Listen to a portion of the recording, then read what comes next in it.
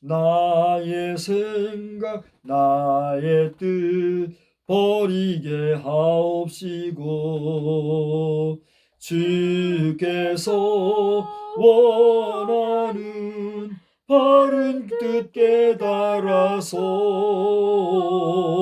응답받게 하소서. 하나님 이름 위해. 아멘. 하나님의 은혜와 그 크신 사랑하심이 오늘도 여러분 마음속에, 여러분의 생애 가운데 늘 함께 하시기를 우리 주님의 이름으로 축복합니다. 아멘. 축복합니다. 아멘. 저는 그동안 3주 정도 우리 기독교회의 역사를 살펴보는 간단하지만 알기 쉬운 기독교회사를 여러분과 함께 나누는 가운데 있습니다. 오늘은 그 3번째로 고대, 중세, 근세 기독교라고 하는 이런 내용을 여러분과 함께 이제 살펴보고자 하는데, 사실 아직도 개론적인 내용이기 때문에 오늘 여러분 앞에 우리 고대 기독교에 대한 내용을 살펴보고자 한다면, 무엇보다도 고대 기독교의 배경과 또 기독교의 시작이라든가 또 초기 기독교의 확장에 대해서 우리가 찾아볼 필요가 있을 줄로 압니다. 이어서 당대의 로마 정부의 모습의 그 일반적인 내용, 또 뿐만이 아니라 기독교 박해의 관계와 또 초기 이단 운동을 살펴보는 것은 아주 유익함을 준다고 할 것입니다. 나아가 초기 기독교 신학의 발전과 그에 따른 교리적인 논증을 이제 앞으로 몇 주간을 통해서 살펴보려고 하는데, 제가 이 내용을 우리 주보에 성미 향연장이다 이런 테마로 지금 여러분 앞에 나눠드리고 있습니다. 여기서는 어거스틴에 대해서 잠깐 살펴볼 것이에요. 그 다음에 이제 중세 기독교를 살펴보겠는데, 중세 기독교 역사는 그 중심이 어디서부터 시작됐죠? 그렇습니다. 유럽 지역에서 시작이 됐죠. 그래서 유럽 선교를 시작으로 해서 동교회와 서교회의 그 탄생과 또 그렇게 가다가 분열이 됐죠. 그런 동서교회 분열사와 로마 교황권, 나아가 중세 수도원과 십자가 운동, 그리고 스콜라 신학과 신비주의 운동, 이런 것들을 이제 중세 기독교 부분에서는 살펴보게 될 것입니다. 그리고 이제 마지막 3번째로는 현대 기독교 앞에 무슨 기독교가 있어요? 근세, 또 근대라고도 합디다마는 근대 혹은 근세 기독교를 살펴보게 되겠는데, 근세 기독교, 근대 기독교 하면 아무래도 루터와 독일의 종교개혁, 이거 중심이 되겠죠. 그래서 스위스나 영국, 스코틀랜드의 종교개혁, 그리고 그 종교개혁의 여파, 그런 여파 및 청교도 운동과 경건주의 운동을 살펴보게 될 것입니다.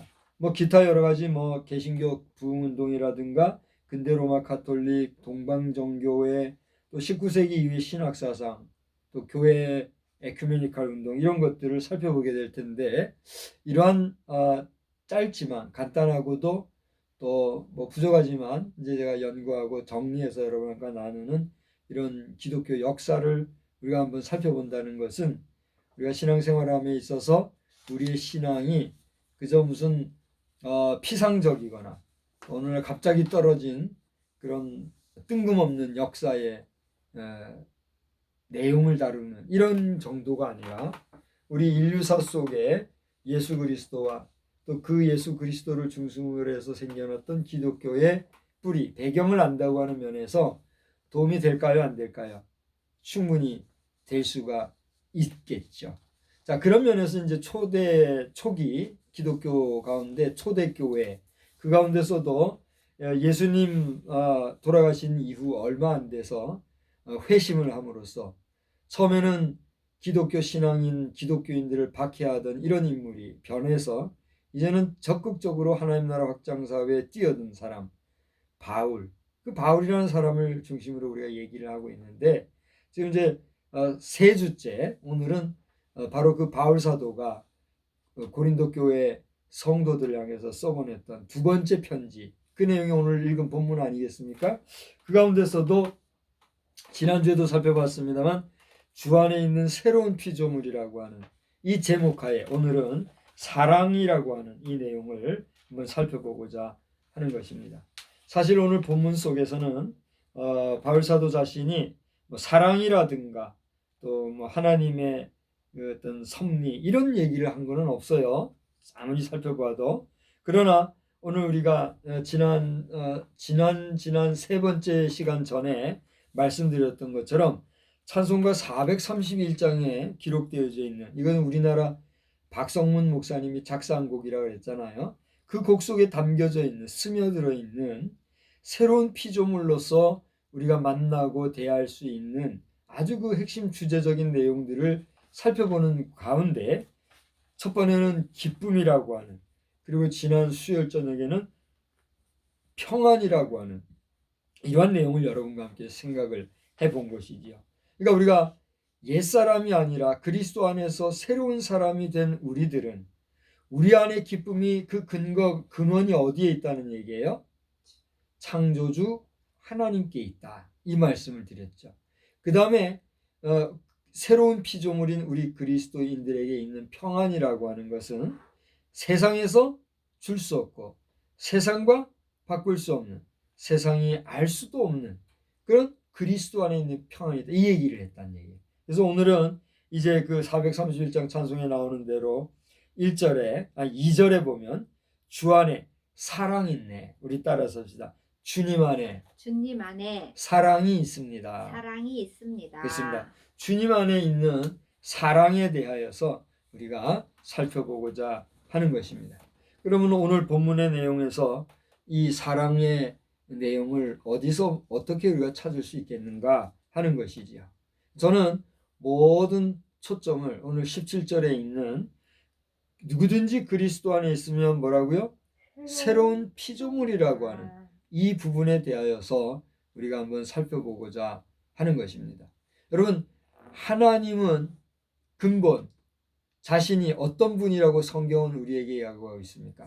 하나님은 사랑이시라. 요한일서나 요한이서 등 요한서신서를 우리가 읽어보게 되면 근본 사랑이신 하나님의 사랑에 대해서 우리에게 이야기해 주고 있는 것을 보게 돼요. 그런데 그 하나님의 사랑이 우리 인간에게 보다 구체적으로 나타난 실천적인 사랑이 하나 있는데 그게 뭐예요? 바로 그겁니다. 예수 그리스도라고 하는 하나밖에 없는 하나님의 독생성자 예수 그리스도를 이 땅에 보내주셔서 우리 모든 인생의 죄 문제를 해결하시기 위한 무엇이 되어주셨다고요?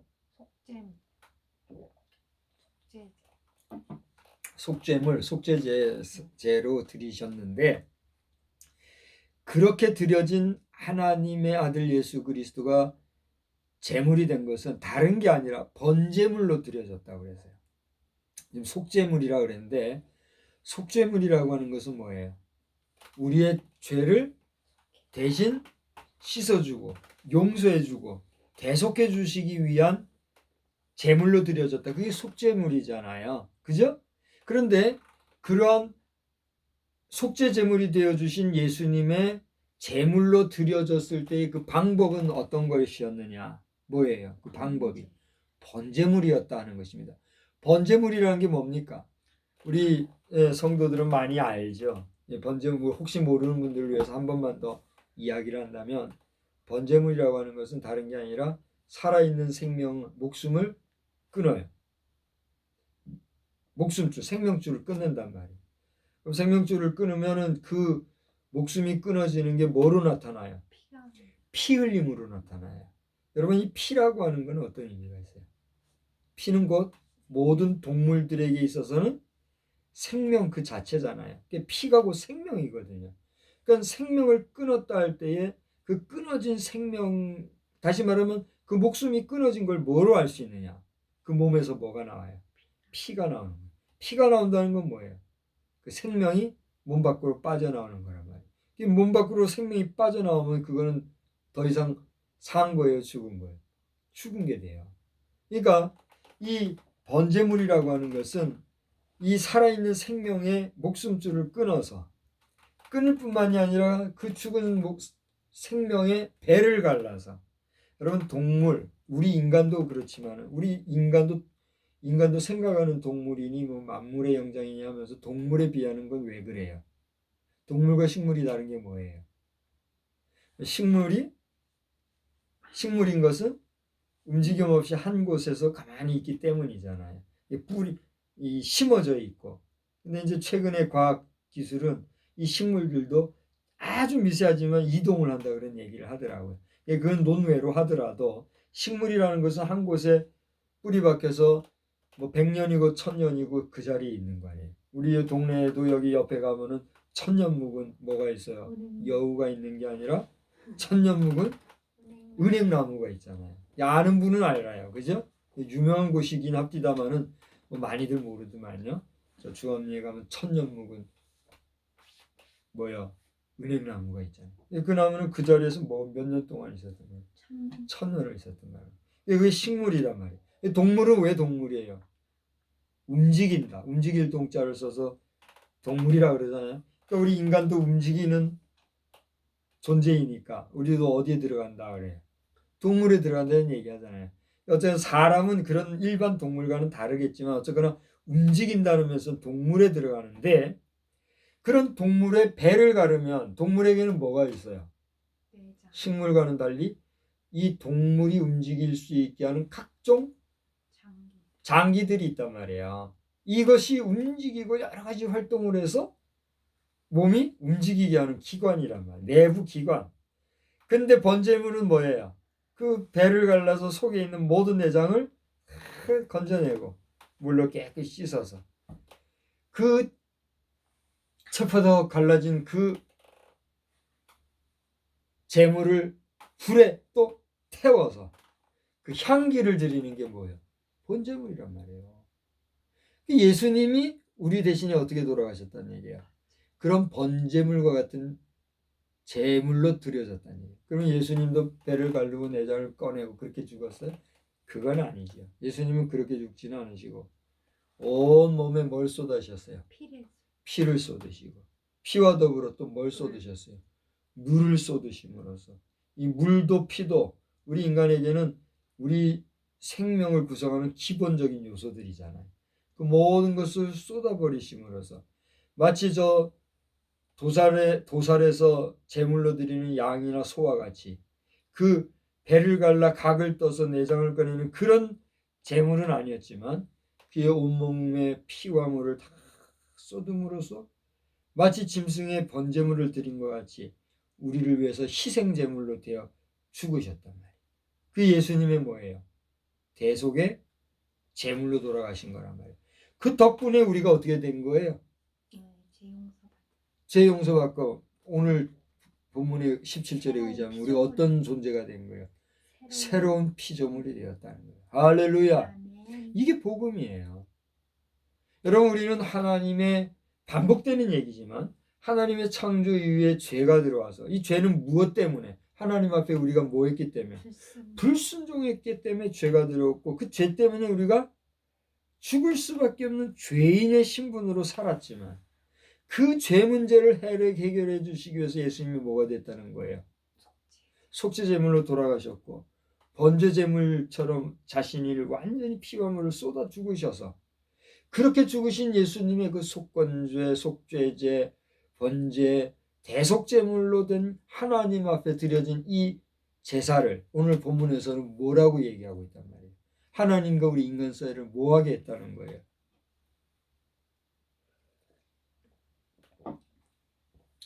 예수님이 속죄제물이 되시고 번제물이 되셨는데 그렇게 되신 것은 하나님과 우리 사이를 어떻게 하려고? 바로 그거예요. 화목하게 하려고 하는 화목제물이 되어주셨다. 할렐루야. 여기 한번 보세요. 18절에 보면 우리를 자기와 어떻게 해요? 화목하게 하시고 또 우리에게 뭐예요? 화목하게 하는 직분을 주셨으니 19절에 보니까 하나님께서 그리스도 안에 계시사 세상을 자기와 어떻게 해요? 화목하게 하시고 그 다음에 보니까 뭐라 그랬어요? 화목하게 하는 말씀을 우리에게 부탁하게 하셨느니라. 그러므로 너희는 20절 후반절에 보니까 뭐라 했어요? 하나님과 화목해라. 주님이 화목제물이 되어주셨다. 그것은 그 안에 화목이 있어서 너희와 우리 사이를 화목하게 하려고 하셨다. 그러므로 너희는 하나님과 더불어 화목하라. 계속해서 화목하라는 얘기가 나오고 있어요. 다시 말하면 하나님과 우리 사이에서는 막힌 담, 이 죄 때문에 화목해질 수 있어요, 없어요? 없었는데 이것을 끊어 없앰으로 말미암아 하나님과 우리가 화목하게 하는 제물이 되기 위해서 예수님이 어떻게 해줬단 말이에요? 오셨고 죽어주셨단 말이에요. 그러니까 그 주님의 대신 죽어주심으로 말미암아 우리는 새 사람이 됐을 뿐만이 아니라 새 사람이 되어서 비로소 하나님과 더불어 어떻게 하게 됐다는 거예요? 화목하게 됐다. 할렐루야. 아멘. 이렇게 하나님과 우리 사이를 화목하게 하신 그 대속의 죽음, 화목제물이 되어주신 그 주님의 죽으심은 죄인인 우리 인생을 주님이 어떻게 하셨기 때문에, 오늘 제목 사랑이 되어주셨기 때문에, 우리를 사랑하셨기 때문이다. 할렐루야. 여러분, 우리가 사랑한다 하지만 다른 사람의 목숨을 위해서 죽어줄 정도 우리가 사랑할 수 있을까요?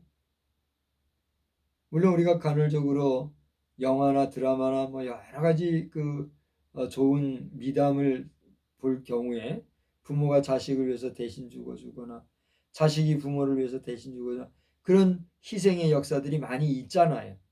그야말로 숭고한 사랑 아닙니까? 그죠? 근데 그와 같이 우리가 누구에게인가 그렇게 사랑을 실천하고 살 수 있겠느냐.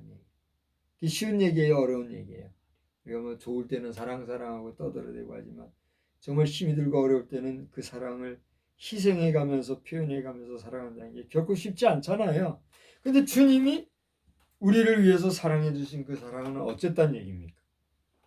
그 어떤 조건도, 그 어떤 이유도, 그 어떤 대가도 없이, 아무런 대가도 없이, 아무런 조건도 없이 우리를 위해서 대신 어떻게 했어요? 돌아가셨다. 죽어주셨다는 얘기예요. 그러니 그 큰 사랑을 우리가 어떻게 다 갚을 수 있겠냐 말이에요. 오늘 찬송가 여러분과 함께 지난번부터 계속 불러왔던 431장이죠. 431장에 보면은 주 안에 사랑 있네, 주 안에 살자. 주 안에 소망 있네, 주 안에 살자. 주님 안에 사랑이 있기 때문에 우리도 어떻게 할 수 있다는 얘기예요. 사랑할 수 있다는 사실이에요. 할렐루야. 네. 여러분, 저는 참 그 이야기를 싫어했는데 지금도 썩 그렇게 좋아하지는 않는데 성경적으로는 그 말이 맞아요. 그게 뭐냐면 예수 안에 있으면 우리는 다 뭐요? 형제요, 자매라. 우리 젊은 저도 이제 청년 시절 청년부도 해봤고 청년 시절도 지냈고 그랬는데 교회 안에서 우리 청년들이 형제, 자매 이렇게 하는 게 나는 목사지만 그게 그렇게 나는 마음이 거슬리더라고요. 그래서 공교에서 나를 쫓아냈는지는 모르겠으나 쫓아낸 사람이 없죠. 내가 나온 거니까. 그죠? 또 나온 것도 도피해서 나온 게 아니고 주께서 내게 그런 마음을 주셔서 잠깐 나와 있는 것이니까. 어쨌거나 오늘날 공교회를 보면 우리 특별히 청년들 형제요 자매요 그 소리 많이 하잖아요. 근데 형제 자매라는 이야기가 정말 그리스도 안에서의 형제됨을 가지고 그 뜨거운 그리스도의 심장으로 아무런 사심이나 또 어떤 의심이나 또 무책임감 하지 아니하게 진실하게 책임감 있게 정말 순수한 그리스도의 마음으로 형제여 자매여 하는 것인지, 아니면 목회자들이 형제여 자매여 우리가 논리적으로 성경적으로 이렇게 우리는 형제여 자매니까 형제님 자매님 한다는 그 말을 따라 그냥 습관적으로 하는 것인지, 저는 지금도 그래요. 솔직하게 분간이 어려워요. 그러나 정말 신실한 마음으로 오늘 하나님의 말씀 안에서 그리스도인이 된 형제들에게는 형제요, 자매들에게는 자매요라고 하는 것은 논리적으로나 신앙적으로나 맞아요, 틀려요? 그건 맞는 겁니다. 그런데 그것이 아니고 고대 장황하게 얘기했습니다만 그렇게 온전한 믿음도 신실한 마음도 없이 정말 거기에 대한 책임감도 없이 우리가 형제요 자매요라고 하는 것은 그 안에 뭐가 동반돼요? 책임감이 동반되는 거예요. 여러분 형제에게 형제라고 하고 자매에게 자매라고 하면서 형제로서 자매로서의 온전한 그 책임을 져주지 아니한다고 하면 그건 뭐예요? 벌써 거짓말하는 거잖아요. 그건 거짓말하는 거예요. 정말 미안한 얘기지만 저는 우리 같은 청년회도 지내고 청년 활동도 하고 이게 어울려 보면서 정말 어떤 경우는 마음이 가요. 형제와 자매가 가는 경우도 있거니와 어떤 경우에는 내가 이 사람의 형제라고 해야 될 이유가 뭔가? 정말 이 사람은 나의 형제가 맞는가? 그런 마음에 거부감이 들 때가 있었다는 걸까요? 없었다는 걸까요? 있었더라는 거죠. 오늘날 뭐 저와 형제 자매가의 인간의 관계를 이렇게 맺고 있는 사람들이 많지는 않지만은 그런 면에서 우리가 형제여 자매여 할 때는 형제여 부르는 자나 형제여 받는 자나 모두가 누구 안에 있어야 돼요? 예수 안에. 예수 안에 있어야 그게 형제 자매지. 그게 아니면 우리가 형제 자매 할 수 있어요, 없어요? 그거는 논리적으로 말이 안 되고 믿지 아니하는 사람들이 말하는 것처럼 이상한 사람들이 될 수밖에 없는 거예요. 그렇지 않습니까? 정말 우리가 형제 자매라고 부를 수 있는 것은 그의 마음에도 누가 있고 예수. 내 마음에도 누가 있어. 예수. 예수 때문에 우리가 형제 자매가 되는 것이지. 아멘. 그게 아니면 우리가 물론 우리가 구약적인 개념으로 창조시대 이후 지금부터 하나님의 창조라고 하는 대주제와 섭리 안에서는 사실 모든 남성 여성은 우리 뭐예요? 형제와 자매죠. 부모가 다르고 부모 아버지가 다르고 어머니가 다를 뿐이지 혈육의 정으로 볼 때는 다 따지고 보면 뭐예요? 형제 자매잖아요. 그것만 가지고도 형제 자매 할 수도 있으나 우리가 정말 구원받은 그리스도의 백성이요 그리스도의 사람으로서 그리스도 안에서의 형제와 자매라고 부르는 논리는 조심스러운 거예요? 안 조심스러운 거예요? 책임감이 동반되는 거예요? 안 되는 거예요? 동반되는 거예요. 그것을 알고 오늘 우리는 내가 진정 그리스도 안에서 형제를 사랑하고 자매를 사랑하는 책임감 있는 사랑의 실천자로서 그들을 그렇게 부르는지 여부 우리 살펴볼 필요가 있어요. 있다는 사실. 그래서 저는 오늘 뭐라고 그랬어요? 주 안에 있는 새로운 피조물 사랑이라고 하는 제목으로 말씀을 전하고 있는데 오늘 여러분께 드리는 이 말씀 사랑이라고 하는 것은 우리가 그냥 보통 사랑하면은 뭐 이게 그려지는 이야기들 있잖아요. 좀 부드럽고 온유하고 뭐 온화하고 이런 사랑의 이야기들 그런 이야기가 중심이 아니라 좀 차갑고 냉철하게 들릴지 모르지만 논리적인 면에서 이 사랑의 논리를 지금 한번 찾아보고 있는데 대표적인 얘기로 오늘 그리스도의 사랑은 첫째로 하나님과 우리 인간 사이를 어떻게 한 사랑이라는 얘기예요. 화목하게 해주시기 위하여 스스로가 뭐가 되신 번제물, 속제물이 되어주신 희생제물이 되어주신 죽음을 담보로 하신 사랑이었다 하는 사실. 할렐루야. 이게 우리 사랑이라는 건 뭐 뜨겁고 뭐 감정적이고 이런 걸 떠나서 이처럼 냉철하고 정말 이 죽음의 문제를 사활을 건 이런 강력이 있다는 사실에 대해서 오늘 한번 살펴볼 수가 있어요, 없어요? 있는 것이죠. 여러분 우리가 하나님을 부르고 하나님을 아버지라고 부르고 하나님 앞에 마음껏 예배드리게 된 것도 놀라우신 우리 주 예수 그리스도의 희생, 사랑의 결과인 줄 믿으시기를 바랍니다.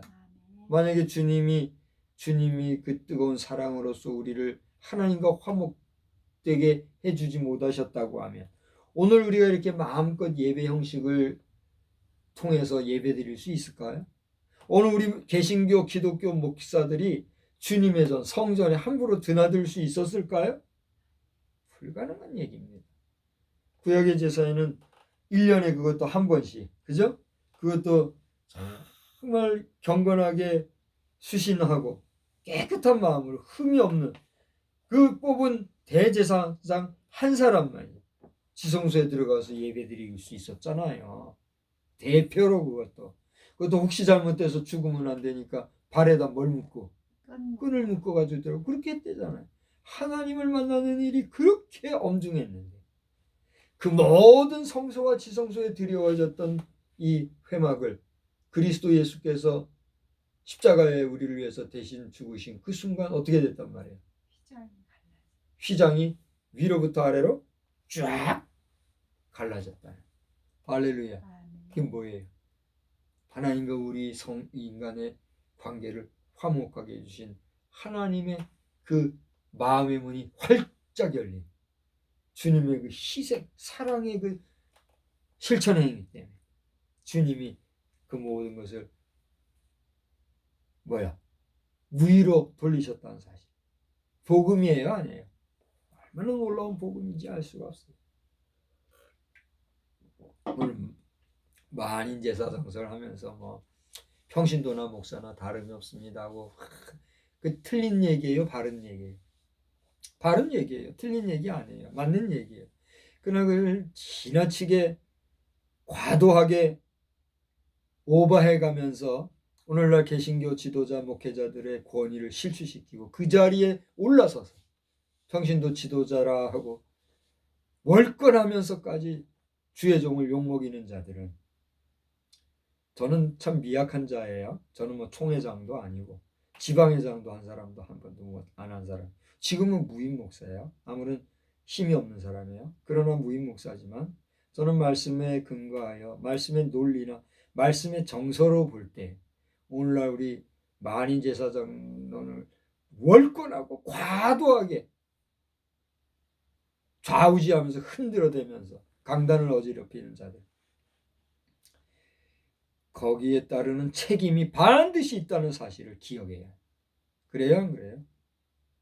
오늘 주의 종들로서 목회직을 받지는 않았지만 장로로 세우심을 받고 특별한 무슨 은사를 받은 권사니 집사니 하면서 활동하는 분들, 제가 그분을 무시하는 게 아닙니다. 결코. 저는 어려서부터 아주 그런 별군들 다 다녀봤어요. 저는 어머니 손잡고 옛날에 현신의 권사님이라고 알죠.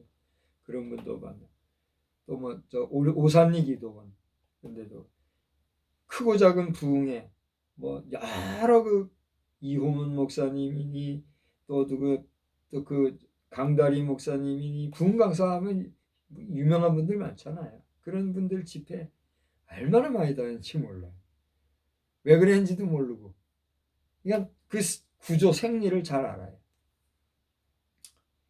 그렇게 해서 여기까지 왔는데 그렇게 특별하게 은사운동을 하고 특별한 기도활동하고 특별한 영역운동을 하는 평신도 지도자들에 대해서 제가 말할 게 폄하하거나 비판할 그런 이유가 있을까요? 없을까요? 없어요. 안 해요. 안 하는데 논리적으로 정서적으로 말씀에 비추어 볼 때 주께서 특별히 구별하여서 세우신 주의 종들에 대하여 월권하는 자들이 있어요? 없어요? 있다는 거예요. 누군지 제가 다 알지도 못하고 지적할 필요도 없지만 있다는 거예요. 그럼 오늘 이 말씀을 누가 언제 어디서 어떻게 들을지 모르지만 이 말씀에 걸림이 되시는 분들, 특별히 평신도 지도자들 가운데 강단에서 방방 뛰는 분들, 여러분은 그 행위에 대한 책임을 반드시 하나님 앞에서 물으실 날이 온다는 사실을 알고 교만해지지 말고 겸손하게 하나님 앞에서 정말 받은 바 은사만 잘 행할 수 있는 믿음의 진실한 종들이 되기를 또한 주님의 이름으로 권면하고 축복합니다. 아멘. 축복합니다. 아멘. 우리 목회자들이 그걸 보면서 멍하니 그 말도 못하고 그런 분들 그럴 거 없어요. 힘을 내서 하나님이 주시는 은혜와 은사를 따라서 여러분이 정말 깨끗한 그릇이 되어서 준비가 되어 있다면 반드시 주님이 쓰실 날이 올 줄 믿으시기를 바랍니다. 아멘. 저도 그래요. 저도 제가 저를 그런 얘기해서 안 됐지만 교회 안에서 특별히 대과를 범한 게 제가 있나? 없잖아요. 물론 일부 그 음란한 영상 문화에 매여서 한때 누구도 모르게 내 자신만 알죠. 안 사람도 있겠지만 그걸로 인해서 혼자 영적 고통과 갈등 속에 있었던 시절은 있었지만 다 이기고 극복했단 말이에요. 그 외에 교회 안에서 양심을 가지고 교회 목회하면서 내가 잘못한 것들이 있는가 살펴볼 때에 저는 그 문제에 대해서 이제는 다 털었다고 봐요. 그렇게 왔는데도 불구하고 오늘 나의 신분은 뭐예요? 무임 목사로 있어요. 제가 큰 소리 칠 자격이 있어요, 없어요? 나는 자격이 없어요. 저는 누구에게 비평할 그런 자격도 그런 능력도 없지만 그런 저라도 하나님 말씀 안에서 오늘 하나님과 우리 사이를 화목하게 하신 그 그리스도의 사랑 때문에 오늘 말씀을 들고 외칠 수가 있는 거예요. 그런 면에서 바울 사도가 오늘 고린도 교회 성도들에게 첫째로 그리스도 안에 있으면 너희들은 뭐요? 새로운 피조물이요. 하나님과 우리 사이를 화목하게 하신 그리스도 안에서 너희는 이제 뭐라고 그랬어요? 우리에게 그렇게 화목하게 하는 직분을 맡기셨다. 여기 부탁하셨다 그랬잖아요. 19절 보세요.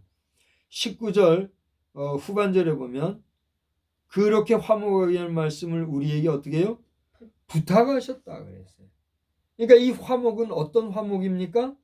하나님과 우리 사이를 화목하게 하셨던 그리스도의 사랑의 말씀을 전하여서 그 말씀을 알지 못하는 죄 가운데 있는 자들도 하나님과 관계에서 화목하게 하라고 하는, 화목의 복음을 전하라고 하는 그런 사명을 우리에게 어떻게 했다는 거예요? 주셨다는 거예요. 할렐루야. 그러니까 그리스도의 사랑을 받은 우리는 그 받은 사랑을 어떻게 해야 되겠다는 거예요? 전해야 되겠다라고 하는 선교적인 의미를 오늘 본문을 통해서 또 한번 발견할 수가 있다는 사실. 유명한 마태복음 28장의 말씀은 Great Commission이라고 해서 선교 지상 대명령 이렇게 얘기를 하잖아요. 그 마태를 통해서 주신 선교 지상 명령도 있지만 오늘 고린도 후서를 통해서 우리가 볼 때 고린도 교회 성도 여러분들이요, 여러분과 하나님과 우리 사이는 주님이 화목제물이 되어주셔서 그 사랑으로 인하여 오늘 새로운 피조물이 되었으니 이제는 여러분들도 나아가 그 그리스도의 사랑을 어떻게 해야 됩니다? 전해야 합니다 라고 하는 묵시적인 교훈이 이 안에 담겨져 있다는 사실. 할렐루야.